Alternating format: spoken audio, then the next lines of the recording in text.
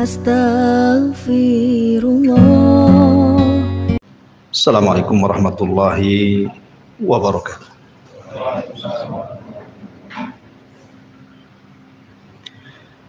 Alhamdulillah wassalatu wassalamu ala Rasulillah wa ala alihi wa sahbihi wa mawalah wa la hawla wa la quwata illa billahi wa ba'd. Alhamdulillah, di malam hari ini kembali kita bisa duduk untuk berthalabul ilmi, dan biasa kita mengkaji tafsir daripada surah Al-Baqarah. Malam ini biar tidak bosan kita selingi dengan tematik, sebuah tema yang saya ambil dari perkataan seorang ulama salaf, Zubair ibn Awam radhiyallahu an. Beliau mengatakan, man istata'a minkum an yakuna lahu khib'un min amalin salihin falyaf'al. Berkata Zubair ibn Awam radhiyallahu an, barang siapa di antara kalian yang sanggup melakukan amalan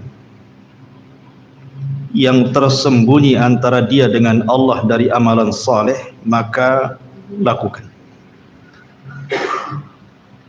Artinya pembahasan malam ini kita akan membahas tentang pentingnya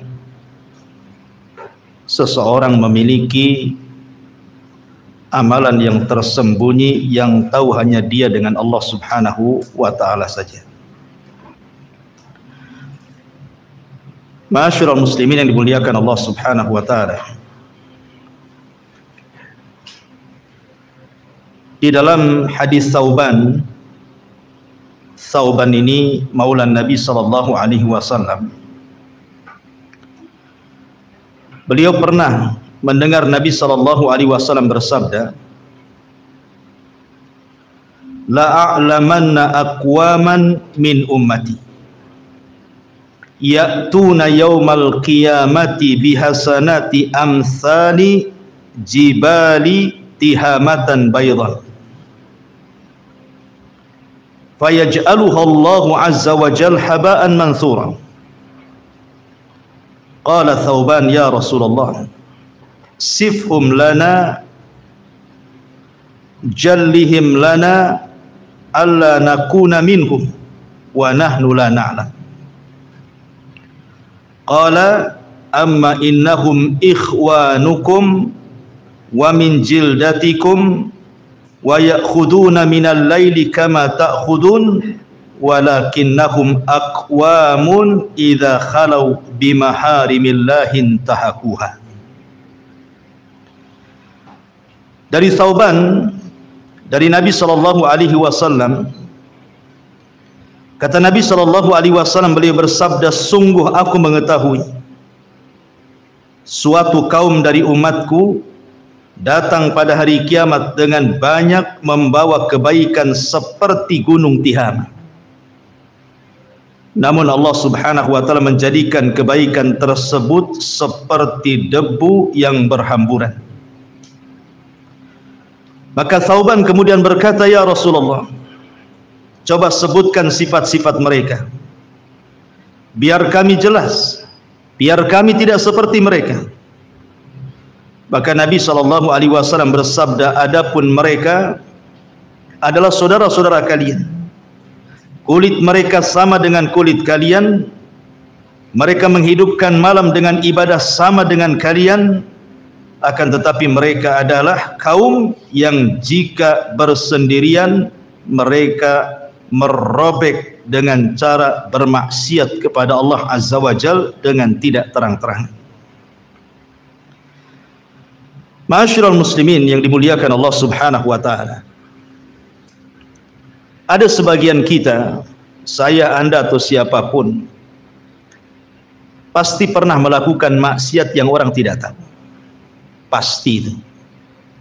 Apalagi dengan tersebarnya media-media hari ini, tangan-tangan kita hampir setiap orang pasti pegang handphone. Entah 1 orang 2 handphone, 3 handphone kan itu. Pasti dengan alat itu kita bermaksiat kepada Allah Subhanahu wa taala di tengah-tengah kesendirian kita. Dan bermaksiat secara tidak terang-terangan itu bahaya sekali. Dari hadis Thauban ini kita simpulkan bahwa sampai ada orang-orang yang sholat malamnya tidak pernah putus, ibadahnya tidak pernah putus, dan dia mendatangkan pahala itu seperti gunung Tihama, saking banyaknya. Tapi rupanya amalan-amalan itu dihancurkan oleh Allah Subhanahu wa taala gara-gara dengan maksiat yang tidak terang-terangan. Lihat bahayanya maksiat tidak terang-terangan itu, menghabiskan semua amalan. Yang ingin saya katakan, kalaulah kita memang tidak bisa meninggalkan maksiat yang tidak terang-terangan itu, maka jadikan di sisi lain amalan-amalan yang juga dilakukan tidak terang-terangan. Amalan itu maksudnya antara kita dengan Allah saja yang tahu. Kenapa demikian? Karena tadi sudah saya katakan bahwa kalau orang melakukan perbuatan maksiat dan tidak diketahui orang, bersendirian merasa lezat dengan maksiat, menggugurkan amalannya, maka sama halnya orang yang melakukan ibadah sembunyi-sembunyi, hanya dia yang tahu dengan Allah saja, maka pahalanya akan banyak. Artinya bahwa kalau dalam satu hari itu kita 1-2 kali melakukan kemaksiatan yang tidak terang-terangan, maka satu hari itu juga gunakan waktu untuk ibadah tidak terang-terangan kepada Allah Azza wa Jalla. Supaya apa? Supaya keburukan itu dicampur adukkan dengan kebaikan. Dan Allah Subhanahu wa taala mengatakan dalam surah Hud ayat 114, innal hasanat yudhibnas sayyi'at. Kebaikan-kebaikan itu bisa menggugurkan keburukan. Artinya kalau seandainya tazaham, berkumpul maksiat yang tidak terang-terangan dengan kebaikan yang tidak terang-terangan, mudah-mudahan kebaikan itu bisa mengalahkan maksiatnya. Karena bagaimanapun Nabi SAW mengatakan dalam hadis Abi Hurairah radhiyallahu an, lama qadallahu al-khalqa kataba indahu fawqa arsy inna rahmati sabaqat ghadabi, wa fi riwayati lil Muslim inna rahmati taghlibu ghadabi. Kata Nabi SAW, ketika Allah Subhanahu wa taala menciptakan makhluknya, maka Allah Subhanahu wa taala mencatat seluruh takdirnya di sisinya, di atas arasy-Nya. Kemudian Allah mengatakan, sesungguhnya rahmatku akan mendahului kemurkaanku. Dalam riwayat, sesungguhnya rahmatku bisa mengalahkan kemurkaanku. Artinya bahwa kalau seandainya kita selingi maksiat yang tidak terang-terangan dengan kebaikan yang tidak terang-terangan juga, boleh jadi kebaikan yang tidak terang-terangan itu mendatangkan rahmat, sementara maksiat yang tidak terang-terangan itu mendatangkan azab. Boleh jadi rahmat yang Allah turunkan itu bisa mengalahkan kemurkaannya, azab yang diturunkan. Makanya kenapa Nabi SAW mengatakan, lau ya'lamul mu'min ma indallah minal uqubati ma tami'a bi jannatihi ahad, walau ya'lamul kafir ma indallah minar rahmati ma qanata min jannatihi ahad. Kalaulah seorang mukmin itu mengetahui bagaimana murkanya Allah Subhanahu wa taala, tidak ada orang yang hendak masuk surga karena ketakutan dengan kemurkaan Allah Subhanahu wa taala. Tetapi kalau seandainya orang kafir itu tahu betapa luasnya rahmat Allah. Tidak ada satupun orang kafir yang putus asa untuk masuk ke dalam surga. Ma'asyiral muslimin yang dimuliakan Allah Subhanahu wa taala. Terlebih Nabi SAW mengatakan, ittaqillah haitsuma kun wa addi'il as-sayyi'atal hasanata tamhuha wa khaliqin nas bi khuluqin hasan. Kata Nabi SAW, bertakwalah kepada Allah dimanapun anda berada, dan ikutilah keburukan dengan kebaikan, niscaya kebaikan itu bisa menghapus keburukan. Maka sebagai muqaddimah, saya katakan bahwa biasakan kita melakukan amal yang hanya tahu antara kita dengan Allah saja. Sebagaimana kita sudah terbiasa melakukan maksiat yang hanya tahu kita dengan Allah, manusia tidak tahu. Supaya antara kejahatan yang kita lakukan dengan kebaikan itu berperang di situ. Dan kebaikan itu pasti mengalahkan kejahatan. Baik ma'asyiral muslimin yang dimuliakan Allah Azza wa Jalla. Lalu apa faedahnya? Kenapa para ulama sangat menganjurkan kepada kita untuk melakukan amalan yang kalau bisa amalan itu tidak ada yang tahu kecuali kita dengan Allah saja? Ikhwan, ada seorang ulama salaf, Al-Hasan Al-Basri rahimahullahu ta'ala, beliau mengatakan, in kana ar-rajulu laqad jama'al qur'ana wa ma yash'uru bihin nas, wa in kana ar-rajulu laqad faqaha al-fiqha al-kathira wa ma yash'uru bihan nas, wa in kana ar-rajulu la yusalli as-salata at-tawilata fi baitihi wa indahu zuwari wa ma yash'uru bihi, wa laqad adrakna aqwaman ma kana 'alal ardi min amalin yaqdiruna an ya'maluhu fi sirri fayakunu 'alaniyatan abada. Lihat bagaimana indahnya perkataan Hasan Al-Basri. Beliau mengkisahkan tentang pendahulu-pendahulunya. Hasan Al-Basri ini hidup di zaman tabi'in. Artinya para pendahulunya para sahabat.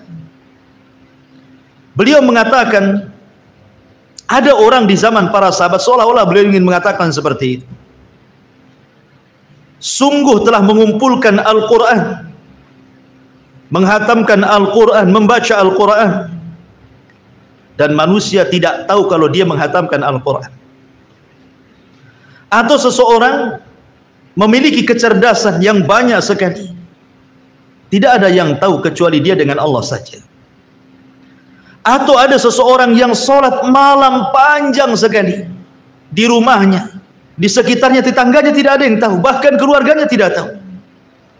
Tetapi kata Hasan Al-Basri, beliau bercerita di zamannya ini, laqad adrakna aqwaman, tapi kami mengetahui sebuah kaum, ma kana 'alal ardi min amalin yaqdiruna an ya'maluhu fi sir. Mereka hidup di permukaan bumi mengamalkan sebuah amalan, mereka tidak sanggup mengamalkan amalan itu secara tidak terang-terangan. Fayakunu 'alaniyatan abada, maka selamanya dia ingin menampakkan ibadahnya kepada manusia. Ini Hasan Al-Basri bicara di zamannya. Sekarang kita bicara di zaman kita, ikhwan. Hampir semua kita ataupun kaum muslimin umumnya, kalau melakukan amal soleh itu rasanya ingin dilihat orang, kan? Kalau bisa solat kita itu tampaklah kepada orang. Kalau bisa puasa kita ini tampak kepada orang. Kalau bisa bacaan Quran ini dapatlah pujian orang. Kalau bisa sedekah ini dapatlah kemudian ucapan-ucapan baik dari orang. Seolah-olah tidak ada ibadah yang harusnya disembunyikan menjadi terang-terangan, kan? Karena di zaman Hasan Al-Basri saja itu sangat disayangkan oleh Hasan Al-Basri terjadi seperti itu. Apalagi kita yang jauh di sana dengan para salafun saleh. Kita hidup di zaman fitnah. Makanya hidup di zaman fitnah ini agak sulit kita ini untuk menyembunyikan sebuah amalan. Makanya siapapun yang mampu menyembunyikan amalannya di zaman fitnah, apa kata Nabi SAW dalam hadis Amir ibn Sa'ad ibni Abi Waqqas dari bapaknya radhiyallahu an, dia mengatakan, innaha, kata Nabi SAW, innaha satakunu ba'di fitanun, au qala umurun khairun nasi fiha al-ghaniyul khafiyut taqi. Masyaallah. Sungguh akan datang setelahku, kata Nabi SAW, berbagai macam fitnah. Sebaik-baik manusia adalah orang-orang yang merasa cukup dan menyembunyikan amalannya. Gak usah pakai ini, kejepit kayaknya.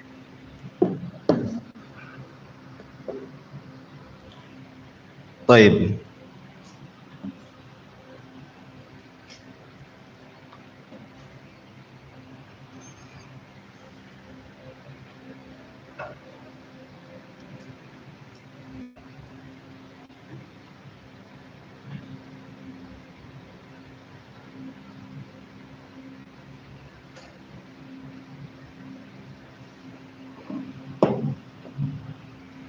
Afan, ada gangguan. Kita lanjutkan. Sebelum kita lanjutkan, sedikit kita akan berbicara tentang Al-Quran atau Qasasul Quran yang bicara soal amalan sirriyah. Bagaimana keutamaannya, baru kita bicara tentang hadis-hadis Rasul, baru beberapa qasasus salaf, kisah-kisah salaf, supaya menjadi ibrah dan pelajaran bagi kita. Taib. Ma'asyiral muslimun yang dimuliakan Allah Subhanahu wa taala. Di dalam surah Yusuf, saya kira kita semua sudah tahu kisahnya siapa? Nabi Allah Yusuf alaihi salatu wassalam. Dijelaskan di dalam Al-Quranul Karim tepat pada ayat 23. Wa rawadathu allati huwa fi baitiha an nafsi wa ghallaqatil abwabi wa qalat hayta lak qala ma'adallah innahu rabbi ahsana mathwaya innahu la yuflihu zalimun. Dan perempuan yang dia Yusuf tinggal di rumahnya menggoda dirinya, dan dia menutup pintu-pintu lalu berkata, kemarilah mendekat kepadaku. Maka Yusuf berkata, aku berlindung kepada Allah, sungguh Tuanku telah memperlakukan aku dengan baik. Sungguh orang-orang zalim itu tidak akan beruntung. Kemudian juga Allah mengatakan ayat selanjutnya, walaqad hammat bihi wa hamma biha laula an ra'a burhana rabbih kadzalika nasrifu anhu su' wal fahsya innahu min ibadinal mukhlasin. Dan sungguh perempuan itu telah berkehendak kepada Yusuf, dan Yusuf pun berkehendak kepadanya, sekiranya dia tidak melihat tanda dari Tuhannya, demikianlah kami palingkan darinya keburukan dan kekejian itu. Sungguh dia Yusuf termasuk hamba kami yang terpilih. Ikhwatul fiddin, muliakan Allah Azza wa Jalla. Kita semua tahu kisah Nabi Yusuf ketika digoda oleh siapa? Zulaiha, wanita yang sudah membesarkannya 10 tahun, tiba-tiba menaruh cinta yang luar biasa. Sejak diambil sampai 10 tahun dia menunggu waktu itu. Akhirnya kemudian cinta itu sudah meledak, tidak sanggup lagi dirahasiakan oleh Zulaiha. Akhirnya dia pun mengemukakan cinta itu dengan cara ingin melakukan perzinahan dengan Nabi Yusuf. Makanya kemudian suatu malam atau suatu hari Yusuf dimasukkan ke ruangannya, kemudian dikunci seluruh pintu dan juga jendela. Tidak ada orang yang tahu kecuali dia dan Yusuf. Artinya, kalau seandainya Nabi Yusuf alaihi salatu wassalam bukan laki-laki yang afaf, menjaga kehormatannya. Bisa saja terjadi perzinahan antara dia dengan Zulaiha kan? Bagaimana tidak, Zulaiha wanita cantik, wanita yang memiliki kedudukan. Di satu sisi Yusuf seorang musafir, jauh dari keluarganya, masih bujangan lagi. Artinya bahwa memungkinkan melakukan zina itu tidak mustahil bagi Yusuf. Apalagi dijelaskan dalam Al-Quran, wa qad hammat bihi wa hamma biha. Wanita itu mau, Yusuf pun mau sebenarnya. Tetapi kalau bukan karena Yusuf alaihi salatu wassalam melihat burhana Rabbi, kekuasaan Allah subhanahu wa ta'ala. Ada yang mengatakan diingatkan dengan ayahnya Ya'qub, ada yang mengatakan Allah subhanahu wa ta'ala memasukkan kesadaran dalam hatinya, ada yang mengatakan dia malu dengan patung yang ada di ruangan itu kemudian ditutupnya. Sadarlah dia. Akhirnya dia pun menolak ajakan Zulaiha itu, tidak mau berzina. Dia menjaga kehormatannya dan tidak melakukan maksiat secara sembunyi-sembunyi, berkhianat kepada majikannya. Bahkan walaupun diancam ketika itu kan, kalau engkau tidak mau melakukannya, saya akan penjarakan engkau. Tapi Yusuf mengatakan as-sijnu ahabbu ilayya, bahwa penjara itu lebih baik bagiku dibandingkan mengikuti seruan. Dari sini kisah Nabi Yusuf ini mengajarkan kepada kita tentang menghindar maksiat dengan tidak terang-terangan, dan beribadah kepada Allah juga tidak terang-terangan, menjaga kehormatan, untuk tidak melakukan perzinahan karena Allah subhanahu wa ta'ala. Makanya Allah subhanahu wa ta'ala memuji Yusuf dan mengatakan innahu min ibadinal mukhlasin, sesungguhnya Yusuf dari hamba-hamba kami yang terpilih, karena dia sanggup menghindari maksiat tanpa terang-terangan dan mendekatkan diri dengan pun tidak terang-terangan, hanya dia yang tahu dengan Allah subhanahu wa ta'ala saja. Ini kisah yang pertama. Kisah yang kedua disebutkan dalam surah Al-Anbiya ayat 87. Kisah siapa? Kisah Nabi Allah Yunus alaihi salatu wassalam. Ketika Nabi Allah Yunus alaihi salatu wassalam meninggalkan kaumnya, padahal Allah belum mengizinkan, belum mengizinkan Nabi Allah Yunus untuk meninggalkan kaumnya. Tetapi Yunus pergi karena kemarahannya, kaumnya tidak ada yang beriman. Akhirnya kemudian Allah subhanahu wa ta'ala menguji Nabi Yunus karena pergi tanpa ada perintah Allah subhanahu wa ta'ala. Yunus pun naik perahu. Tiba-tiba perahunya terhenti di tengah lautan tanpa sebab. Singkat cerita, akhirnya Yunus sadar bahwa ini kesalahannya. Ketika terjadi undian, nama dia pula yang keluar. Akhirnya Yunus pun mencemplungkan diri ke lautan untuk mengurangi beban kapal. Rupanya Allah subhanahu wa ta'ala sudah menyediakan al-hut, ikan yang sangat besar. Kemudian menelan Yunus alaihi salam, kemudian membawa ke dasar lautan yang sangat dalam, yang sangat gelap. Dari sini Nabi Yunus mengalami 3 kegelapan. Gelap dalam perut ikan, gelap di dasar lautan, dan gelap tengah malam. Secara logika harusnya dia mati, tapi zat yang menghidupkan dan mematikanlah Allah subhanahu wa ta'ala. Nabi Yunus alaihi salatu wassalam tidak henti-hentinya berdoa kepada Allah di dalam kegelapan itu. Tidak ada yang tahu dia bertasbih kecuali dia dengan Allah subhanahu wa ta'ala. Bagaimana akan ada yang tahu di dasar lautan dalam perut ikan? Tidak ada yang tahu kecuali dengan Allah saja kan? Sehingga Allah subhanahu wa ta'ala berfirman dalam surah Al-Anbiya 87, fanada fi dhulumati alla ilaha illa anta subhanak inni kuntu minadh dhalimin. Maka Yunus pun menyeru dari kedalaman yang sangat gelap itu, alla ilaha illa anta, bahwa tidak ada Tuhan selain engkau ya Rabb, subhanaka inni kuntu minadh dhalimin, sungguh aku termasuk hamba-hambamu yang melakukan kezaliman. Yunus alaihi salam terus berdoa dan bertasbih serta berzikir di perut ikan itu. Dia melakukan hubungan spesial antara dia dengan Allah saja. Tidak ada yang tahu kecuali dia dengan Allah. Rupanya disebutkan bahwa suara Nabi Yunus ini melesat ke langit, sehingga para malaikat di langit mengatakan, ya Rabb, sautun dhaifun ma'rufun min biladin gharibatin. Wahai Rabb, ada suara lemah yang telah dikenal sumbernya dari negeri yang terasing. Faqala ama ta'rifuna dzalik. Allah berfirman, tidakkah kalian mengetahui suara itu? Maka para malaikat mengatakan, la ya Rabb, manhu, tidak wahai Rabb, siapa itu? Suara siapa itu ya Rabb?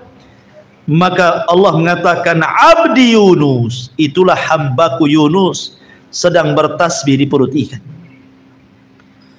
Maka ketika kemudian Nabi Yunus terus bertasbih, la ilaha illa anta subhanaka inni kuntu minadh zalimin, maka Allah katakan dalam Al-Anbiya 88-nya, fastajabna lahu wa najjaynahu minal ghammi wa kadzalika nunjil mu'minin. Maka kami telah memperkenankan doanya dan menyelamatkannya daripada kedukaannya, dan demikianlah kami selamatkan orang-orang yang beriman. Allah naikkan ikan itu ke permukaan, kemudian melepehkan Yunus, dan Yunus pun Allah selamatkan. Kata Allah, kalaulah bukan Yunus itu hamba kami yang senantiasa bertasbih, la labisa fil huti ila yaumi yub'atsun. Tentu Yunus akan tinggal di perut ikan sampai kiamat dibangkitkan. Lihat, apa syahidnya di sini? Syahidnya Nabi Yunus melakukan hubungan spesial antara dia dengan Allah, berkhalawat, berdua-duaan dengan Allah, bertasbih, berdoa, berzikir kepada Allah Azza wa Jal. Akhirnya Allah Subhanahu wa taala selamatkan Nabi Allah Yunus alaihi salatu wassalam. Ini dampak daripada ibadah sirriyah, ibadah yang tidak terang-terangan. Ini kisah yang kedua. Kisah yang ketiga, Allah Subhanahu wa taala sebutkan dalam surah As-Sadd ayat 18. Ketika Allah Subhanahu wa taala menceritakan tentang kisah Nabi Allah Daud alaihi salatu wassalam. Apa kisahnya?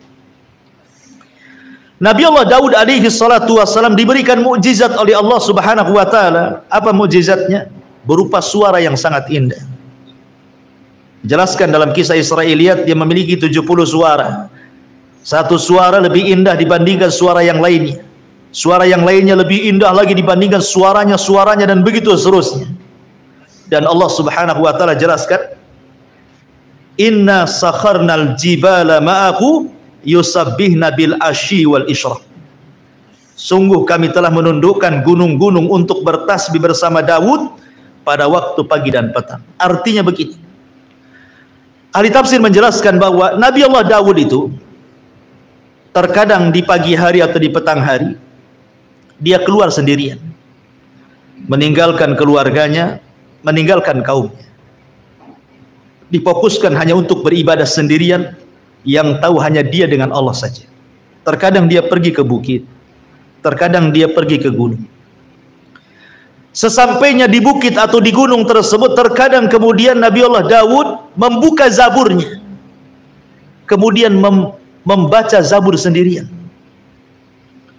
dengan niat hanya Allah saja yang tahu bacaan zabur yang dikumandangkan oleh dia dengan suara yang indah. Apabila dia sudah mulai membaca zabur itu, karena indah sekali suaranya, tiba-tiba langit gelap. Bukan gelap karena awan gelap, tetapi burung dari mana-mana datang menutupi kepala Daud. Saking banyak gunung-gunung, burung-burung itu. Kemudian burung-burung itu meminta izin kepada Allah untuk bertasbih bersama Daud, menirukan langgamnya, zaburnya Daud. Akhirnya ketika setiap kali Daud membaca zabur, setiap kali itu pula burung-burung ikut berkicau, bertasbih bersama Daud.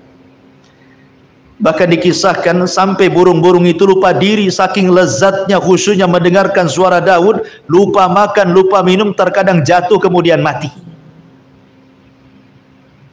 Kemudian gunung-gunung pun cemburu dan mengatakan, ya Rabb, kenapa burung-burung diizinkan bertasbih bersama Daud sementara kami pun ingin bertasbih? Izinkanlah kami wahai Rabb.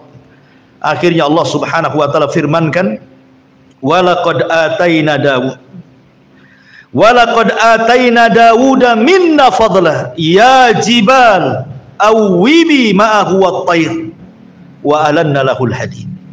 Dan sungguh kami telah berikan kepada Daud karunia yang besar.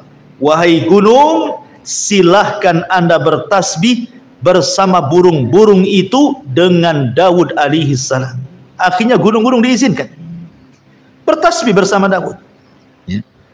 Lihat bagaimana amalul anbiya di sini, amalan para nabi.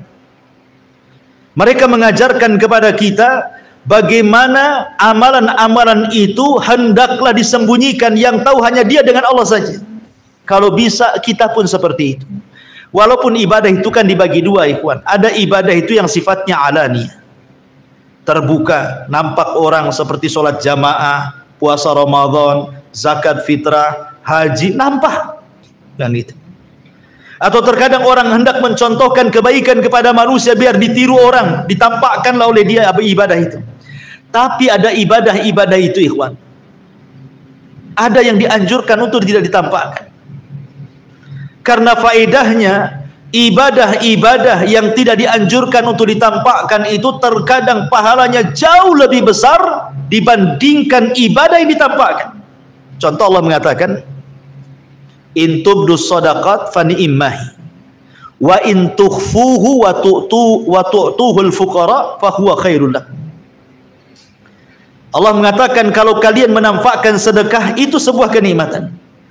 Tapi kalau engkau menyembunyikan, kata Allah, wa in tukhfuhu wa tu'tuhu, kalau engkau menyembunyikan kemudian memberikan kepada fakir miskin, khairul lakum, itu lebih baik bagi kalian. Artinya amalan-amalan yang tidak terang-terangan itu jauh lebih besar pahalanya dibandingkan amalan-amalan yang dilakukan terang-terangan, gitu maksudnya. Makanya kenapa Nabi SAW sampai mengatakan sab'atun yudhilluhumullahu fi dhillihi yauma la dhilla illa dhilluh, kan itu ya.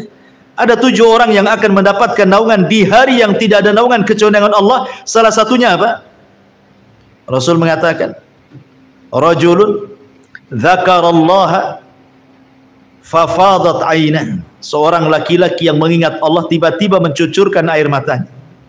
Wa rajulun tasaddaqat biyaminih la ta'lam anhu shimalu, seorang laki-laki yang bersedekah dengan tangan kanannya, tangan kirinya pun tidak tahu.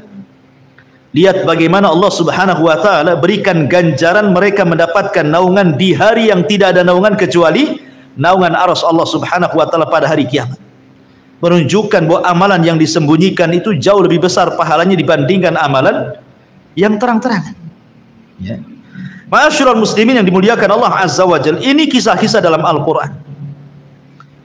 Dan kisah-kisah para nabi ini menunjukkan tentang pentingnya amalun khabi'ah atau amalun sirriyah. Kita lihat Nabi kita Muhammad sallallahu alaihi wasallam. Suatu malam Nabi sallallahu alaihi wasallam ini ketahuan sedang sholat malam oleh Aisyah radhiyallahu anha. Terkadang Rasul tidak tahu dia sedang sholat malam, mungkin istrinya tertidur.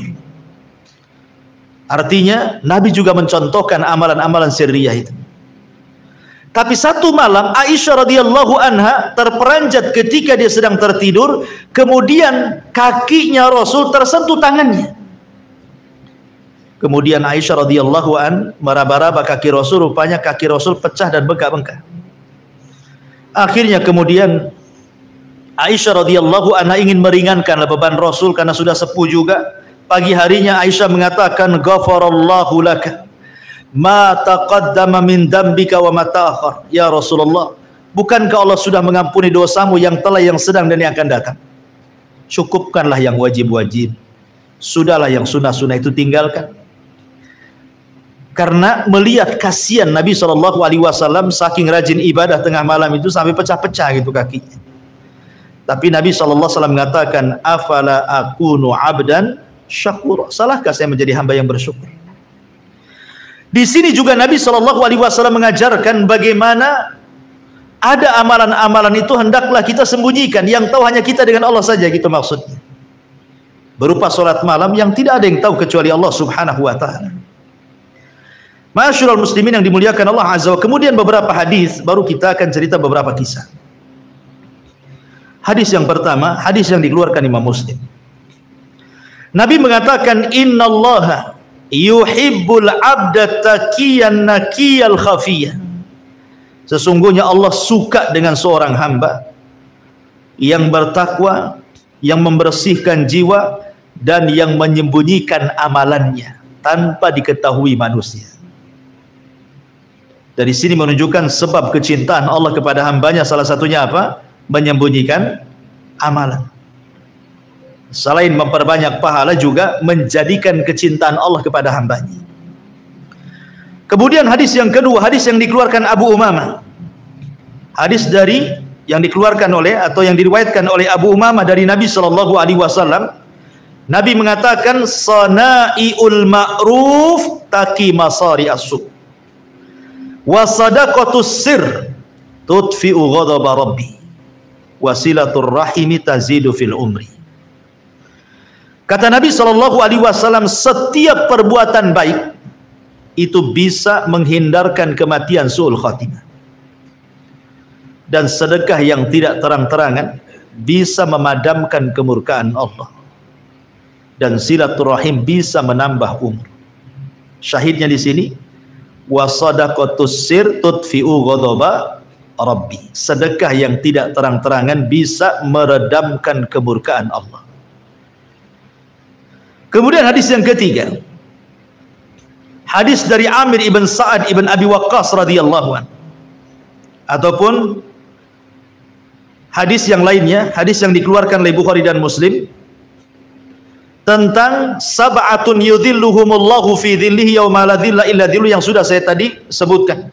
Salah satunya Rasul mengatakan, wa rajulun dzakarallah khalian, seorang laki-laki yang bersendirian mengingat Allah, fa fadat ainah, kemudian dia mencucurkan air matanya. Wa rajulun da'athu imra'atun dzatu mansabin wa jamalin faqala inni akhafullah. Dan seorang laki-laki yang diajak berzina oleh seorang wanita yang cantik dan memiliki kehormatan, tapi laki-laki ini menolak dan mengatakan, saya takut kepada Allah. Wa rajulun tasaddaqa bi sadaqatin fa akhfaha hatta la tu'lam shimaluhu ma tunfiq yamini. Seorang laki-laki yang bersedekah dengan disembunyikan sampai tangan kiri tidak tahu apa yang disedekahkan tangan kanannya. Tiga perkara ini ibadatus sir. Bersendirian tengah malam mengingat Allah, tiba-tiba menangis, menolak ajakan zina dengan seorang wanita dan mengatakan aku takut kepada Allah, sedekah dengan tangan kiri sampai sedekah dengan tangan kanan sampai tangan kiri tidak tahu. Ini semua sedekahtus sir namanya, amalan-amalan sir.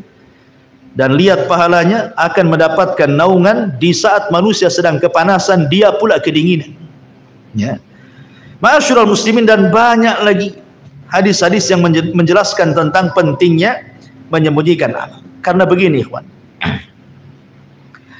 kita tahu bahwa asal ibadah itu harus ikhlas kepada Allah kan. Asal ibadah itu harus ikhlas. Wa ma umiru illa liya'budullaha mukhlishina lahuddin. Kenapa kita harus ikhlas? Karena Allah tidak berhajat dengan kita. Allah itu ghani, maha kaya. Dia tidak butuh dengan kita. Kita yang butuh dengan Allah.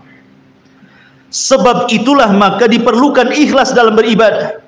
Karena kita yang berhajat kepada Allah, bukan Allah yang berhajat kepada kita. Makanya kenapa Al-Imam Al-Bukhari sampai mencantumkan di dalam kitab sahihnya, di hadis pertama dalam bab kaifa bad'il wahyi, bagaimana wahyu diturunkan, hadis Umar bin Khattab radhiyallahu anhu, innamal a'malu binniyat. Itu pula hadis yang pertama dicantumkan oleh Imam Bukhari di permulaan kitab sahihnya. Apa alasannya? Dijelaskan oleh Imam Ibnu Battal rahimahullahu taala. Apa kata beliau? Wa innama qaddamal Bukhari haditha innamal a'mal binniyat fi awwali kitabihi liyu'lama annahu qasada fi ta'lifihi wajhallahi azza wajalla. Apa kata Imam Ibnu Battal? Beliau mengatakan maksudnya Bukhari ketika meletakkan permulaan sahihnya dengan hadis Umar bin Khattab innamal a'malu binniyat, supaya diketahui, kata Imam Ibnu Battal, bahwa tujuan Imam Bukhari mengarang Sahih Bukhari itu adalah karena ikhlas untuk Allah saja. Karena ikhlas untuk Allah. Sampai-sampai para ulama mengatakan, kalau seandainya Allah berikan kekuatan kepadaku untuk mengarang sebuah kitab, maka tentu setiap bab aku akan cantumkan innamal a'malu binniyat, supaya aku disadarkan dengan keikhlasan. Bahkan sampai Imam Syafi'i mengatakan, aku hanya berkeinginan manusia membaca buku-bukuku, tetapi manusia tidak tahu siapa yang mengarangnya. Kata Imam Syafi'i, aku mau kitab-kitabku dibaca manusia, tersebar kemana-mana, tapi aku tidak mau manusia tahu bahwa yang mengarang kitab itu adalah aku, gitu maksudnya. Saking ikhlasnya gitu Imam Syafi'i rahimahullahu ta'ala, dan mencontohkan bagaimana cukuplah dia saja dengan Allah yang tahu. Karena bagaimana ilmu itu tidak bisa dicari kecuali dengan ikhlas. Sebagaimana kata Imam Syafi'i, talabtul ilma li ajli dunya wa ya'bal ilmu illa an yakuna lillah. Pada awalnya aku mencari ilmu karena dunia, rupanya ilmu enggan untuk dicari kecuali karena Allah Subhanahu wa taala. Ya. Ma'asyiral muslimin yang dimuliakan Allah Subhanahu wa taala. Makanya nanti pada hari kiamat ketika Allah katakan yauma tublas sarair, surah At-Tariq ayat 9, pada hari itu akan ditampakkan segala rahasia manusia.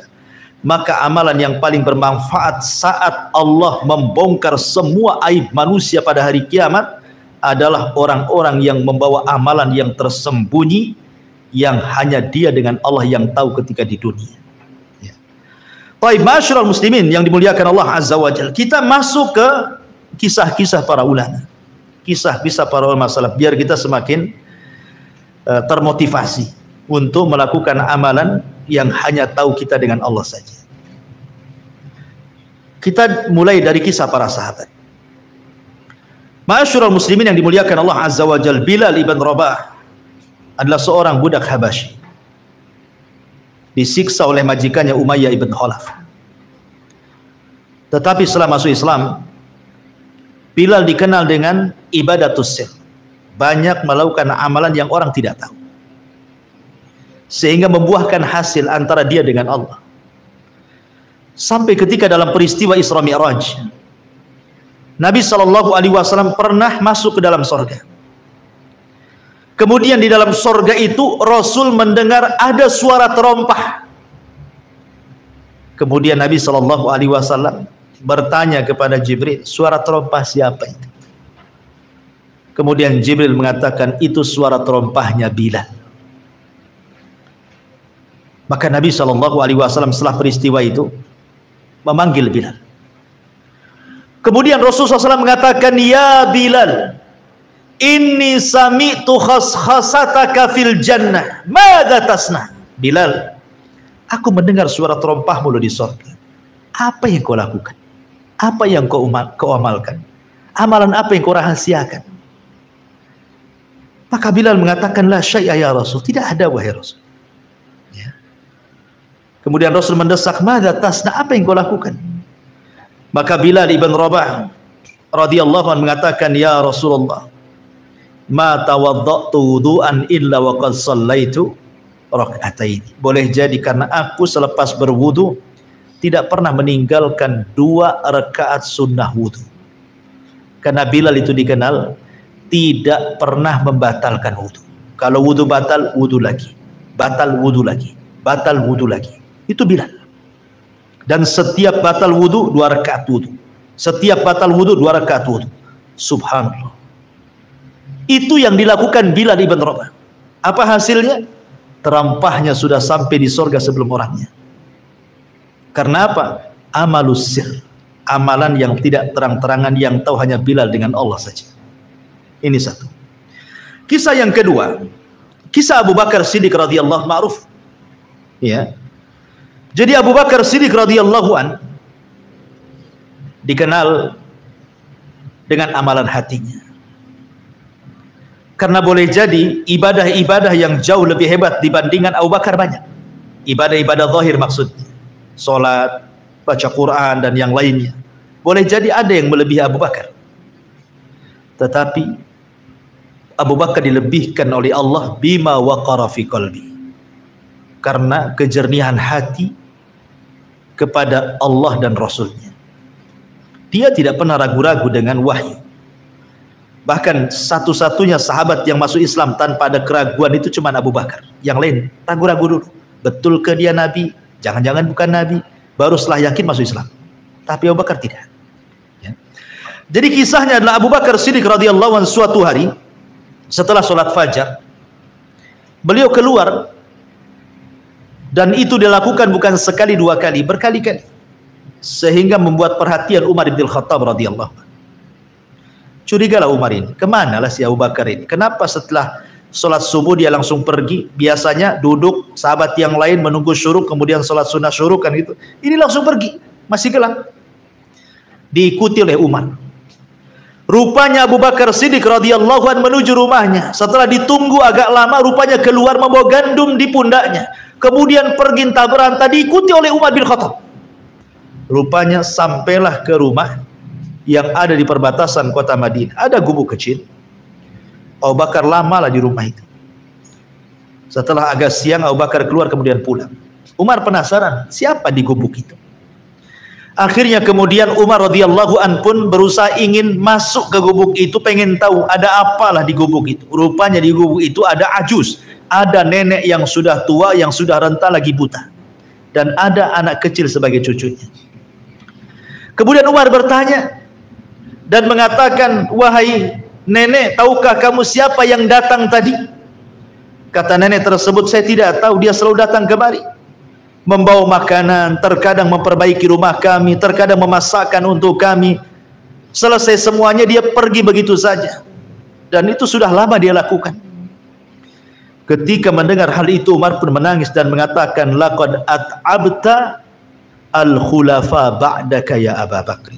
Sungguh akan meletihkan siapapun para pemimpin yang akan menggantikan posisi wahai Abu Bakar.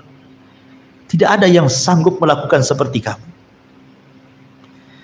Artinya bahwa lihat Abu Bakar Siddiq mencontohkan apa? Amalus sir. Tidak ada yang tahu sahabat kalau Abu Bakar Siddiq datang ke rumah orang miskin, ke seorang nenek yang buta, merawatnya, dan itu sudah bertahun-tahun.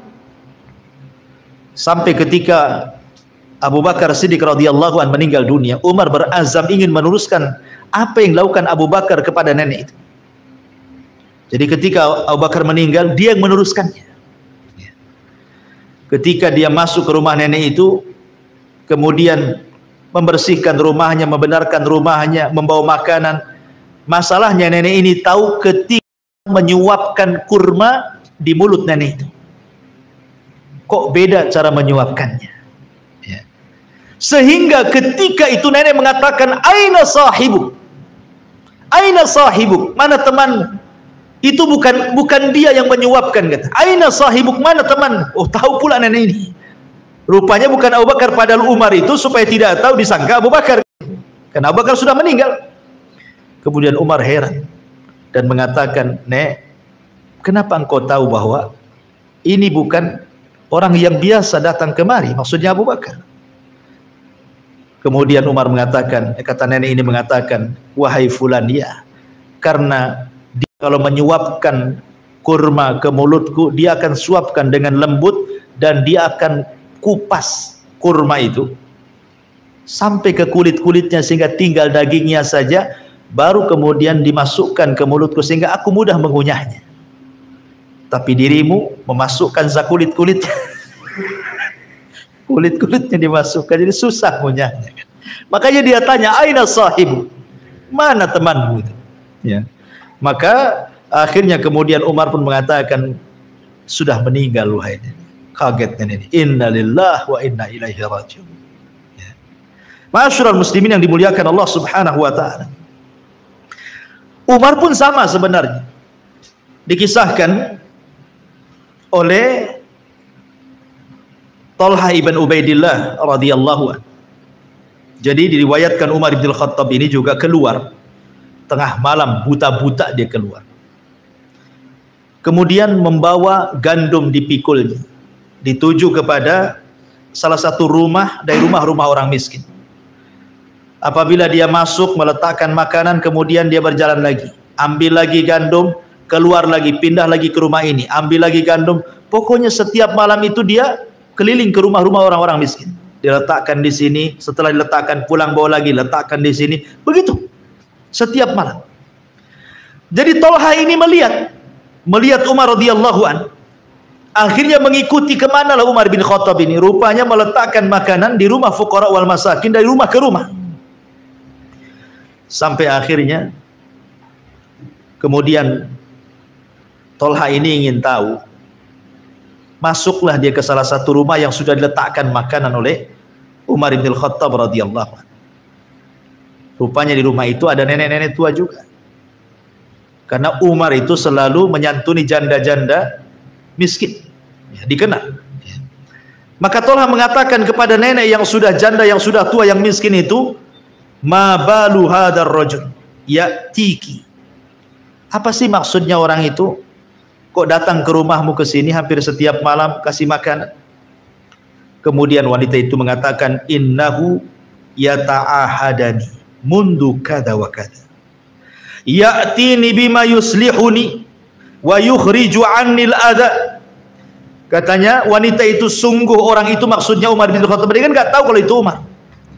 Dialah yang sudah merawatku dari tahun sekian dan sekian, katanya. Dia datang kepadaku, kemudian memperbaiki kehidupanku. Bahkan terkadang mengeluarkan kotoran-kotoran yang ada di rumahku. Kadang nyapu, kadang ngepel, dan begitu seterusnya. Maka Tolha mengatakan, "Thaqilatka ummak ya Tolha, thaqilatka ummak ya Tolha." Celaka engkau Tolha, celaka engkau Tolha. Terus dia mencela dirinya, ya. Seolah-olah apa? Seolah-olah dia tidak pernah mampu mengamalkan apa yang dilakukan Umar. Selama ini tidak tahu, biasa-biasa saja Umar. Rupanya sampai setingkat itu amalus sirri, hubungan dia dengan Allah itu. Makanya dia mencela dirinya. Thaqilatka ya Tolha, thaqilatka ya Tolha. Kenapa engkau tidak melakukan yang sama dengan Umar, gitu maksudnya. Ya. Ma'asyiral muslimin yang dimuliakan Allah Subhanahu wa taala. Kemudian kisah Ali ibn Husain, ma'ruf, cicit Nabi sallallahu alaihi wasallam. Ali putranya Husain, Husain putranya Ali, Ali putranya Abi Thalib. Artinya Ali ibn Husain ini cucunya Ali. Ya, namanya sama Ali. Dikenal dalam sejarah itu sebutannya Zainul Abidin atau As-Sajjad, karena rajin sujud, rajin sholat, sehingga orang-orang menyebutnya As-Sajjad, ahli sujud. Ali ibn Husain ibn Ali ibn Abi Thalib itu, atau julukannya Zainul Abidin, satu-satunya yang hidup saat peristiwa Karbala. Kita tahu bahwa anak laki-laki Husain meninggal semua di Karbala, kan? Tidak ada yang hidup kecuali ini, Zainul Abidin ini, Ali bin Husain. Ini selamat karena ketika itu dia sakit, dia tidak bisa perang, dan diselamatkan oleh bibinya Zainab sehingga tidak jadi dibunuh. Inilah, maka siapapun yang menasabkan keturunan Husain harus lewat jalur orang ini, Zainul Abidin. Ya. Nah, Zainul Abidin ini dikenal orangnya diberikan rizki yang luas oleh Allah Subhanahu wa ta'ala di kota Madinah, tapi tidak tampak sedekahnya, sehingga orang-orang membicarakan soal kekayaannya dan kebakhilannya. Orang kaya kok nampak sedekahnya, gitu maksudnya. Dia tidak tahu kalau Husain ibn Ali ini setiap malam dia memikul gandum meletakkan 70 rumah fuqara Madinah. Setiap malam bergiliran. Kalau ini sudah habis, kira-kira 1 bulan habis nih, nanti bulan depan diletakkan lagi. Kemudian pindah ke rumah ini, pindah ke rumah ini, sampai 70 fuqara Madinah ditanggung dia. Ketahuannya kenapa? Setelah dia meninggal, dikisahkan oleh Amr ibn Thabit rahimahullahu ta'ala, lamma mata Ali ibn Husain faghassaluhu ja'alu yangduruna ila athari sauda'a bi dhahrihi. Ketika dia meninggal, Ali bin Husain ini, orang-orang memandikannya, maka orang-orang yang memandikan itu melihat di balik punggungnya seolah-olah dia setiap hari memikul benda berat karena nampak hitam kapalnya itu di belakang. Ya. Faqalu, dan mereka mengatakan, ma hadza, apa ini?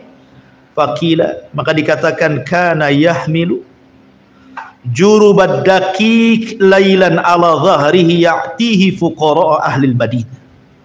Karena setiap malam dia memikul gandum setiap malam di punggungnya dan memberikan kepada fuqara, orang-orang fakir penduduk Madinah. Bahkan dikatakan oleh Muhammad ibn Ishaq, seorang ahli sejarah, kana nasun min ahli Madinati ya'ishuna la yadruna min aina kana ma'ashuhum.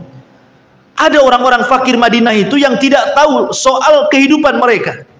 Kok mereka bisa makan? Padahal mereka gak kerja. Kok ada aja makanan depan pintu mereka itu? Falamma mata Ali bin Husain, ketika Ali bin Husain meninggal, apa yang terjadi? Faqadu makanu yu'tuna bihi fil lail. Tiba-tiba hilang makanan-makanan itu di pintu-pintu fuqara Madinah itu. Sudah tidak ada lagi yang dimakan. Dari situlah tuduhan-tuduhan kepada Husain ibn Ali bahwa dia bakhil, tidak bersedekah, tidak benar. Dan Allah subhanahu wa ta'ala singkap kebenarannya. Orang pun menyesal. Tapi begitulah terkadang orang itu kebaikan baru diketahui setelah meninggal kan. Kalau orang belum meninggal itu tidak tahu kebaikannya. Kalau sudah meninggal barulah teringat, tuh duhai beliau masih hidup, kenapa beliau cepat meninggal, dan begitu seterusnya. Ya, ini contoh ulama salaf. Kemudian contoh yang lain, ma'asyiral muslimin yang dimuliakan Allah Azza wa Jalla, dikisahkan oleh istri daripada Hasan ibn Abi Sinan rahimahullahu ta'ala, seorang tabi'in, yang mengkisahkan itu istrinya, suaminya dikisahkan. Hasan ibn Abi Sinan namanya. Kana yaji'u fayadkhulu ma'i fi firashi thumma yukhadi'uni kama tukhadi'ul mar'atu sabiyah fa idza alima anni qad nimtu salla nafsahu fa kharaja thumma yaqumu fayusalli. Ini suami saya, katanya istri Hasan ibn Abi Sinan ini, kalau malam ya layaknya seorang suami masuk ke kamar istrinya, kemudian tidur di sampingnya, kemudian membentangkan selimutnya. Kalau istrinya sudah mulai ngorok, sudah mulai tidur tuh, pelan-pelan dia turun dari ranjang supaya tidak mengagetkan istrinya. Kemudian apa? Kemudian dia menipu istrinya. Boleh jadi meletakkan guling ke sebelahnya gitu ya. Biar tidak tahu kalau suaminya ada di sampingnya gitu ya. Makanya di sini yukhadi'uni kama tukhadi'ul mar'atu sabiyaha. Dia berusaha menipu aku seperti seorang ibu menipu anaknya. Diletakkanlah apa di sampingnya itu supaya nampak tak kosong di sampingnya gitu. Oh, suami saya masih ada. Gitu maksudnya. Subhanallah. Pelan-pelan dia turun dari tempat pembaringan, kemudian dia wudu, kemudian dia sholat malam. Ya namanya istri pasti suatu ketika tahu kan gitu. Sampai kapan melakukan seperti ini? Ya. Akhirnya kemudian suatu malam ketahuan sama istrinya. Diikuti nih kemana suaminya. Rupanya dia wudhu, kemudian dia sholat. Besoknya gitu lagi, besoknya gitu lagi. Akhirnya istrinya kasihan dan mengatakan, faqultu lahu, aku katakanlah kepada suamiku ini, ya Aba Abdillah, kam tu'adzab nafsak. Sampai kapan kau nyiksa dirimu? Sampai kapan kau menyiksa dirimu seperti ini? Urfuk binafsi, lembutkanlah dirimu, jaga kesehatan. Setiap malam kok seperti ini. Kemudian dia mengatakan, uskuti waihaki, fayushiku an arkuda raqdatan la aqumu minha zaman. Dia mengatakan, diam engkau wahai istriku, celaka engkau. Hampir-hampir aku bangun, aku tidur dan aku tidak bisa pernah bangun selamanya, sehingga aku gunakan hanya untuk sholat malam dan sholat malam. Seolah dia mengatakan, aku tidak mau mati dalam posisi tidur, kalaupun aku harus mati, aku dalam posisi sholat malam, gitu maksudnya. Luar biasa gitu. Nah, kalau antum pergi ya entah tahu kemana. Istri nyari-nyari nggak ada di kamar, ada di ruang tengah, ada curiga. Kan itu. Ma'asyiral muslimin yang dimuliakan Allah Azza wa Jalla. Makanya Imam Malik, ikhwan, Imam Malik itu ajaib kisahnya. Imam Malik itu satu-satunya imam madhab yang para penguasa takut dengan dia. Bayangkan, biasanya ulama takut penguasa gitu. Makanya di zaman Khalifah Ma'mun, banyak para ulama yang takut dengan penguasa terpaksa mengatakan Al-Quran makhluk. Ya. Ini enggak, penguasa yang takut kepada Imam Malik. Mulai dari pusat sampai penguasa, gubernur di bawahnya, semua takut sama Imam Malik. Dan semua para ulama menghormati Imam Malik. Dan semua orang-orang awam mengagumi Imam Malik. Luar biasa. Padahal Imam Malik itu tidak rihlah seperti ulama yang lain. Dia hanya belajar di Madinah saja. Dia tidak keluar dari Masjid Nabawi. Belajar sama ulama yang ada di Masjid Nabawi saja. Dia tidak pernah ke Mekah pun tidak dia belajar. Hanya di Madinah saja. Tapi lihat pengaruh Imam Malik luar biasa. Sampai kata Syafi'i, Imam Syafi'i mengatakan idza dzukira najmu famalikun najm. Apabila disebut soal bintang maka Maliklah bintangnya, katanya. Kenapa Imam Malik diberikan haibah, karismatik yang luar biasa sampai ditakuti para penguasa, dihormati para ulama, dimuliakan masyarakat awam? Kata Imam Ibnul Mubarak rahimahullahu ta'ala, ma ra'aitu rajulan irtafa'a mithla Malik ibn Anas laisa lahu kathiru salatin wala siyamin illa an takuna lahu sariratun ma'allah. Lihat, ini yang kasih rekomendasi tazkiyah ini bukan sembarang orang. Abdullah ibn Mubarak, ulama dunia. Ya. Kata Abdullah ibn Mubarak, aku tidak melihat seseorang yang diangkat derajatnya seperti Malik ibn Anas, katanya. Dia tidak dikenal banyak puasanya, tidak dikenal banyak sholat malam. Kayak biasa, orang biasa lah, orang soleh biasa. Ya. Ya tidak rajin kali sholat malamnya, tidak rajin juga puasa sunnahnya, tidak. Biasa saja. Tetapi kata Abdullah ibn Mubarak, boleh jadi Allah mengangkat derajat Imam Malik itu kenapa? Illa antakuna lahu sarirah. Boleh jadi karena ada hubungan spesial antara dia dengan Allah yang kita tidak tahu. Ya. Boleh jadi karena ada hubungan spesial antara Imam Malik dengan Allah yang kita tidak tahu. Lihat, Allah angkat derajatnya kan. Ya. Saya kira ibadah sirriyah itu bukan perkara yang sulit, ikhwan. Kayak antum nih, berangkat dari sini atau pulang dari sini, antum bisa sambil naik motor, sambil jalan kaki, sambil naik mobil, antum bisa berzikir kan? Bisa lah, subhanallah walhamdulillah wala ilaha illallah akbar, subhanallah bihamdihi subhanallah. Kan bisa saja kan? Masa antum ngomong begitu saja sendirian kan? Siapa yang tahu? Ya. Walaupun umpamanya ada yang nyerempet motor, mereka pun tak tahu antum sedang berzikir kan? Atau mungkin antum berpuasa. Kalau puasa Ramadan semua orang tahu lah puasa Ramadan. Tapi puasa sunnah, sampai ada ulama salaf itu berpuasa sunnah 40 tahun, tidak ada yang tahu, sampai keluarganya pun tidak tahu. Jadi ketika dia pergi ke pekerjaannya, dia bawa bekal, disangka oleh istrinya untuk makan dia. Rupanya sampai jalan disedekahkan bekalnya. Kemudian pulang sore barulah dia buka. Selama 40 tahun tidak tahu istrinya. Itulah masalah sampai seperti itu. Artinya kalau seandainya seseorang sholat malam cukup 2 rakaat sajalah. Kalaupun kita tidak bisa sampai 11 rakaat sama dengan Rasul atau 13 rakaat kan gitu. 2 rakaat jadilah. Pamannya habis isya lah, sholat witir 1 rakaat pun bolehlah kan begitu. Tidak ada yang tahu kecuali Allah dengan antum saja. Antum masuk kamar, istri tak tahu, tak ada, sholat seolah-olah tidak seperti sedang sholat, biasa saja. Kan bisa saja kita lakukan seperti itu.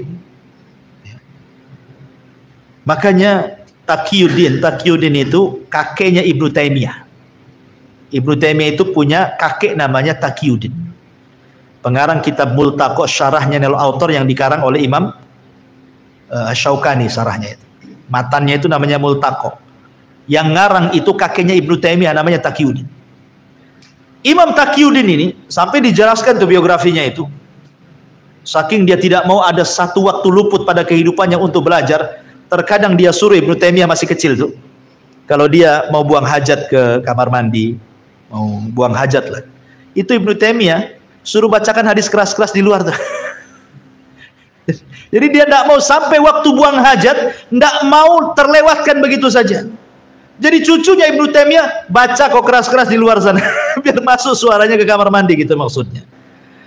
Kan tidak masalah. Yang dilarangkan tidak boleh baca di kamar mandi. Ya, baca Quran tidak boleh di kamar mandi. Tapi kalau seandainya suara murotal yang masuk ke kamar mandi tidak masalah, kan nggak di kamar mandi kan itu. Tapi yang ingin saya katakan dalam biografinya Taqiyuddin ini, beliau kalau ada masalah dirundung masalah, tidak bisa keluar dari masalah itu. Apa yang dilakukan dia? Dia cari masjid yang ada di Baduy, yang nggak pernah dimakmurkan orang, yang nggak pernah orang sholat di situ.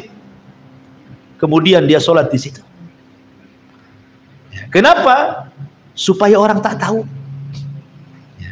Baru dia bermunajat kepada Allah Azza wa Jalla. Seperti itu. Ya. Itulah yang dilakukan ulama, saking ingin punya hubungan spesial antara dia dengan Allah itu sampai nyari-nyari masjid yang tidak dimakmurkan orang. Baru dia masuk sholat di situ baru berdoa gitu ya. Ini kan luar biasa. Siapa yang bisa melakukan seperti itu gitu maksudnya. Bahkan Abdullah ibn Mubarak itu kalau jihad, dia tutup semua kepalanya itu, sampai matanya aja yang kelihatan, supaya orang tidak tahu bahwa dia Ibnu Mubarak. Sampai suatu ketika di Mubarozah menang. Mubarozah itu adu tanding maksudnya. Ini musuh kuat kali. Banyak pasukan kaum muslimin, adu tanding selalu kalah. Akhirnya Abdullah ibn Mubarak, ulama pemberani mujahid nih. Dia tutup tuh kepalanya sampai hanya lihat matanya saja. Dia bisa mengalahkan. Habis itu dia pergi ke kerumunan pasukan, nggak ada lagi orang tahu. Supaya jangan orang tahu dia Abdullah ibn Mubarak. Dia ingin amalannya yang tahu hanya dia dengan Allah Subhanahu wa ta'ala saja. Makanya dikatakan oleh Bishr bin al-Harith, la yajidu halawatal akhirati rajulun yuhibbu an ya'rifahun nas. Selamanya orang yang ingin dikenal manusia itu tidak akan pernah merasakan manisnya akhirat. Nggak akan. Kalau setiap amalannya semua pengen tahu, nggak akan dia merasakan manisnya akhirat. Ma'asyiral muslimin yang dimuliakan Allah Azza wa Jalla. Secara ringkas karena sudah malam juga. Apa sih faedahnya? Kita ini berhubungan atau punya hubungan spesial dengan Allah itu apa sih samarahnya? Ya. Faedahnya itu apa? Yang pertama, alamatus sidqil iman. Bahwa orang yang berdua-duaan beribadah yang hanya dia dengan Allah yang tahu saja, faedahnya adalah menunjukkan kebenaran iman dia. Ini yang pertama. Yang kedua, ats-tsabatu fil mihani wasyada'id wal fitan. Dia akan istiqomah. Tidak mudah tergoyahkan dengan fitnah apapun yang akan menimpanya. Karena dia punya hubungan spesial dengan Allah Subhanahu wa ta'ala. Kemudian yang ketiga, ab'ad minar riya. Orang yang hubungannya dengan Allah saja dan tidak perlu orang tahu, orang ini seikhlas-ikhlasnya orang, pasti orang ini akan jauh dari riya. Kenapa? Karena dia sudah sampai tingkat muraqabah. Apa muraqabah? An ta'budallaha ka'annaka tarah fa illam takun tarahu fa innahu yara. Seolah-olah Anda beribadah melihat Allah, atau kalau tidak mampu yakini Allah melihat kita. Tingkat ihsan. Ya. Kemudian yang keempat, aktsaru ajran wa a'dhamu atharan. Akan mendapatkan banyak pahala dan akan banyak memberikan pengaruh positif pada kehidupannya. Sudah saya jelaskan di awal tadi. Kemudian yang nomor 5, salahul qalbi wastiqamatihi wa taharati, dan itu bisa membersihkan hati. Membersihkan hati dari riya, membersihkan hati dari takabbur, membersihkan hati dari ujub. Karena amalan itu kan dua penyakit yang paling bahaya kan, riya dan ujub, takabbur. Ya, maka orang yang sembunyi-sembunyi dalam beribadah itu bisalah menghilangkan penyakit-penyakit seperti itu sehingga hatinya akan selamat. Al-yauma la yanfa'u malun wala banun illa man atallaha biqalbin salim. Kemudian yang nomor 7, al-qabul wath-tsana'ul hasan. Akan dapat penerimaan yang baik dari Allah. Bahkan dapat pujian. Karena sebab orang beramal antara dia dengan Allah saja yang tahu. Itu sebab Allah cinta dengan orang ini. Ketika Allah cinta dengan orang ini, Allah panggil pertama kali Allah panggil Jibril. Kemudian Allah katakan, ya Jibril, aku cinta dengan si fulan, kau cinta juga dengan dia. Maka Jibril akan mengatakan kepada para malaikat, hei malaikat-malaikat Allah, Allah cinta dengan si fulan, kalian pun harus cinta dengan dia. Maka Allah letakkan kecintaan di kalangan para malaikat. Setelah itu Allah letakkan kecintaan di kalangan manusia. Ya. Kemudian yang nomor 8, bahwa orang yang senantiasa melakukan amalus sir, kata para ulama, maka dia akan mendapatkan kelezatan iman. Kelezatan iman. Ya, sebagaimana disebutkan oleh para ulama, karena dia punya hubungan spesial dengan Allah masalahnya. Lalu apa saja amalan-amalan itu yang dianjurkan untuk disirkan? Pertama, sedekah. Karena sedekah sir itu bisa meredamkan kemurkaan Allah. Yang kedua, sholat malam, sholat nafilah. Ya, karena itu bentuk dekatnya seorang hamba dengan Allah di sepertiga malam, karena Allah turun ke langit dunia. Kemudian puasa, karena puasa itu pahala satu-satunya yang Allah yang menentukannya. Ibadah yang lain sudah jelas nominalnya kecuali puasa. Kata Allah Subhanahu wa taala dalam hadis qudsi, kullu amal ibni adam lahu, qala Allah taala illa siyam fahuwa li wa ana azzibi. Setiap amalan Bani Adam dikembalikan kepada yang mengamalkannya kecuali puasa, aku yang akan membalasnya. Kemudian yang nomor 4, zikir, perbanyak zikir. Karena Rasul yang mengatakan sabaqal mufarriduna bil jannah. Mufarridun itu akan mendahului kita masuk surga. Sahabat bertanya, siapa mufarridun itu Rasul? Adz-dzakirunallaha katsira wadz-dzakirat. Laki-laki dan perempuan yang banyak berzikir. Kemudian yang kelima, berusaha untuk bersedekah, membantu fuqara, membantu para masakin, membantu anak-anak yatim, melunasi hutang orang, dan begitu seterusnya. Kemudian yang nomor 6, tafakur, melihat kebesaran Allah, melihat kekuasaan Allah. Sebagaimana hadis tadi, 7 orang yang akan mendapatkan naungan di hari yang tidak ada naungan kecuali naungan Allah. Salah satunya apa? Rajulun dzakarallaha khaliyan, laki-laki yang merenungkan, tafakur sendirian sampai fafadat aina, tanpa terasa mencucurkan air matanya. Ya. Kemudian yang nomor 7, baca Quran. Ya. Sampai-sampai dulu para ulama itu kalau sedang baca Quran di masjid ditutup sampai sama imamahnya. Jadi kalau ada orang ditutup Quran, kalau nggak ada yang dibuka lagi, supaya orang nggak tahu kalau dia sedang baca Quran.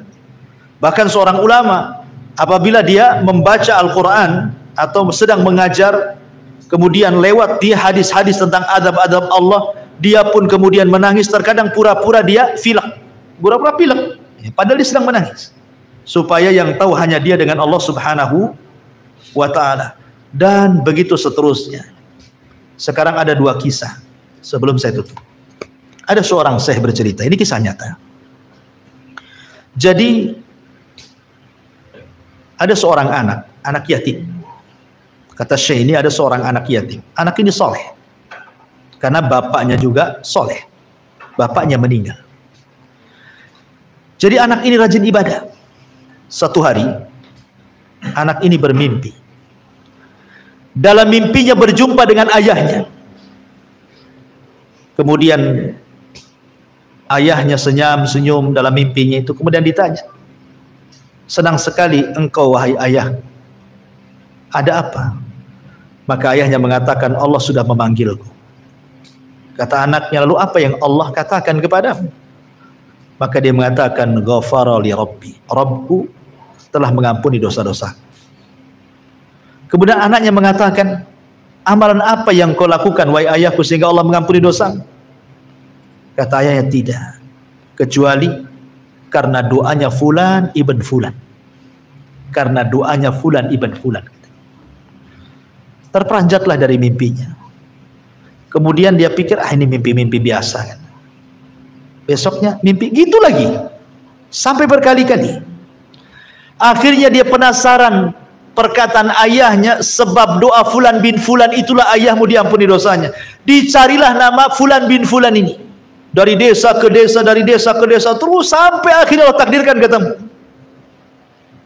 Kemudian setelah ketemu dia tanya, apakah engkau kenal namanya si Anu dan si Anu? Dia tidak mengatakan si anaknya, tidak. Cuman ingin memastikan, kamu kenal dengan bapak aku gitu, tapi tidak mengatakan bapaknya. Kamu kenal dengan Fulan ibn Fulan? Gitu. Iya, saya kenal Fulan bin Fulan. Maksudnya ayah dia.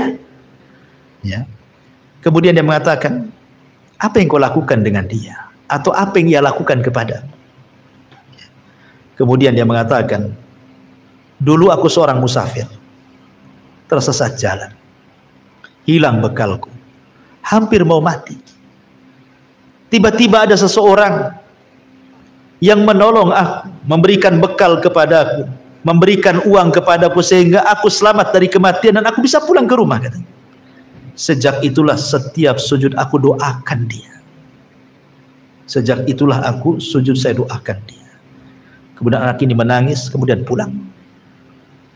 Ikhwan, orang ini membantu orang musafir, tidak ada yang tahu kecuali Allah, kan? Tidak ada yang tahu. Ini satu kisah. Kisah yang kedua, ada seorang syekh bercerita. Dia bermimpi, dalam mimpinya berjumpa dengan Nabi. Kemudian Nabi mengatakan, wahai Fulan, kabar gembirakan kepada si Fulan bin Fulan bahwa dia termasuk min ahlil jannah. Awalnya mimpi biasa saja. Pikir ya mimpilah, kadang baik kadang buruk kan gitu. Tapi berulang-ulang kali mimpinya, sehingga dia penasaran dengan bisyarah dari Nabi kepada Fulan ibn Fulan itu. Siapa Fulan ibn Fulan ini? Hebat kali. Kenapa dalam mimpiku Nabi sampai mengatakan bisyarah, kabar gembirakan bahwa dia termasuk penduduk surga. Akhirnya dia cari-cari orang ini. Dalam bayangan dia mungkin dia seorang ulama besar, orang soleh, ahli ibadah, kan dalam bayangan dia gitu. Nggak mungkin lah orang dihabar gembirakan oleh Nabi dengan surga kalau orang-orangnya sih orang-orang jahat, kan nggak mungkin, mustahil. Dicari-cari-cari, rupanya orang tersebut adalah salah satu penduduk dari sekitar penduduk Mekah. Ya. Orang miskin, orang biasa. Akhirnya dia ke rumahnya, lama dia menunggu di rumah itu, rupanya datang taksi. Turunlah dia dari taksi, rupanya dia super taksi. Percaya nggak percaya lah kan gitu ya. Tapi setelah ditanya apakah namamu Fulan bin Fulan, iya. Dia nggak yakin juga. Berani kau bersumpah namamu Fulan bin Fulan? Wallahi namaku Fulan bin Fulan. Masih nggak percaya juga. Ya. Akhirnya, bisa nggak kau izinkan aku masuk ke rumahmu, katanya. Dalam pikiran dia, jangan-jangan dia lagi nyamar. Itu sebenarnya ulama nyamar jadi super taksi. Jangan-jangan di rumah itu maktabah semua, kitab-kitab semua isinya gitu maksudnya kan. Jadi dia geledah rumahnya, tidak ada satupun kitab, tidak ada, hanya mushaf Quran saja. Jadi dia makin bingung lah. Akhirnya cobalah dia duduk, ngomong empat mata. Wahai Fulan, aku punya kabar gembira kepada. Tapi sebelumnya, ada nggak amalan spesial hubungan kamu dengan Allah? Entah kau sholat malam, entah kau apalah gitu. Kata dia, mana ada ya Syekh, aku ini orang biasa, kamu orang soleh, hari-hari aku super taksi, Allah kau ini ngapain kesini gitu. Tapi kemudian dia desak, akhirnya dia ngaku, saya sih tidak tahu maksud kedatanganmu, tapi ya saya adalah amalan, katanya. Tapi saya akan ceritakan, tolong aku minta dua syarat, katanya. Apa syaratnya? Pertama, apa yang dimaksud bisyarah, kabar gembira yang akan kau sampaikan kepadaku itu? Yang kedua, tolong jangan ceritakan kepada siapapun apa yang saya akan ceritakan kepadamu. Oke. Akhirnya bercerita begini, aku punya tetangga, dia bukan orang Mekah, orang luar, tapi tinggal di sekitar sini. Dia punya 5 anak yatim, ayahnya meninggal dunia. Aku kasihan karena ibunya sakit, anaknya masih kecil-kecil. Sejak itu aku bersumpah kepada, wallahi demi Allah, kata, setiap penghasilan taksiku aku akan bagi 2. Separuhnya untuk menghidupi 5 anak yatim itu, dan separuhnya untuk menghidupi aku dan keluarga. Subhanallah, Allah lancarkan rezekiku, dan sudah kulakukan bertahun-tahun, dan tidak ada orang tahu kecuali kamu, katanya. Akhirnya dia pun menceritakan, boleh jadi ini yang dimaksud, katanya. Ikhwan, terlepas kisah ini benar atau tidak, karena saya kan hanya mendengar Syekh bercerita, tapi yang jelas bahwa amalus sir, amalan yang dilakukan secara tidak terang-terangan itu manfaatnya besar. Kenapa? Karena di zaman sekarang ini, saya ulang dari awal, kita ini melakukan dosa secara tidak terang-terangan itu mudah sekali. Dengan adanya handphone, terkadang kita nonton sesuatu yang tidak layak ditonton, melihat gambar sesuatu yang tidak layak digambar, menulis status sesuatu yang tidak layak ditulis, dan begitu seterusnya. Ya kan? Kita tidak tahu. Dan itu amalan dosa-dosa seperti ini saya katakan tadi sangat membahayakan karena bisa menghapuskan amal kan.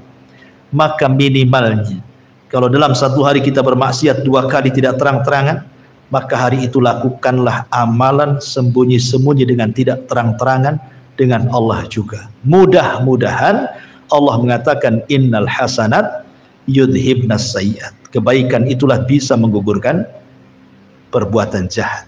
Dan Allah lebih luas rahmatnya dibandingkan kemurkaannya. Wallahu a'lam bishawab. Mungkin ini yang bisa sampaikan. Mudah-mudahan ada manfaatnya. Subhanaka bihamdika asyhadu an la ilaha illa anta astaghfiruka wa atubu ilaik. Allahu ta'ala alam. Assalamualaikum warahmatullahi wabarakatuh.